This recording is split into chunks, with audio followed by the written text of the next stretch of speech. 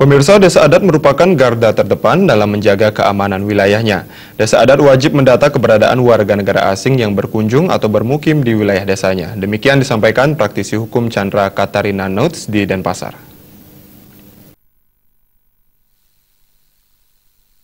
Praktisi hukum Chandra Katarina Nuts mengatakan, keberadaan warga negara asing yang menetap maupun melakukan kunjungan wisata ke Bali tidak hanya menjadi sumber pendapatan bagi Bali, tetapi juga membawa masalah baru bagi Bali.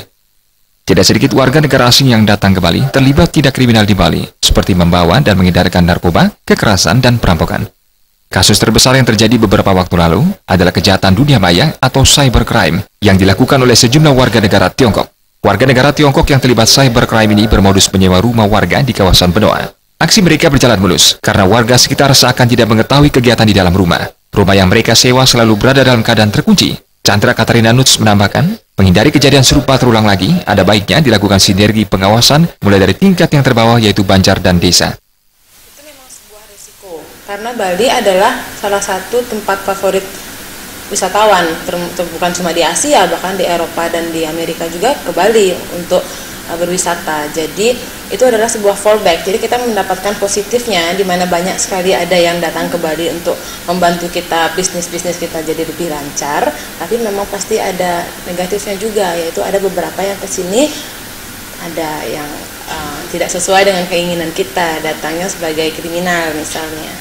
Jadi menurut saya seharusnya itu dari bawah, dari struktur paling bawah, misalnya desa, di mana Bali kan memiliki sistem desa yang sangat bagus, yaitu desa adat.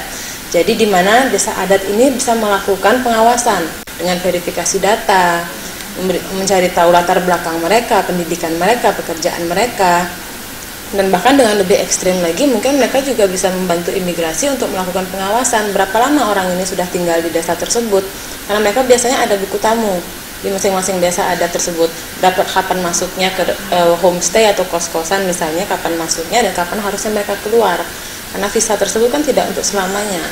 Jadi jika sudah melewati batas visa, harusnya sudah mulai bisa ditegur warga negara asing ini, karena itu sudah menyalahi aturan kita. Chandra Katarina Nuts menambahkan, mendata warga negara asing yang tinggal di setiap desa adat ada baiknya dilakukan patroli dan sidak rutin yang dilakukan aparat terbawah, sehingga penduduk ataupun warga negara asing di wilayahnya bisa selalu terpantau. Joka Andika Bali.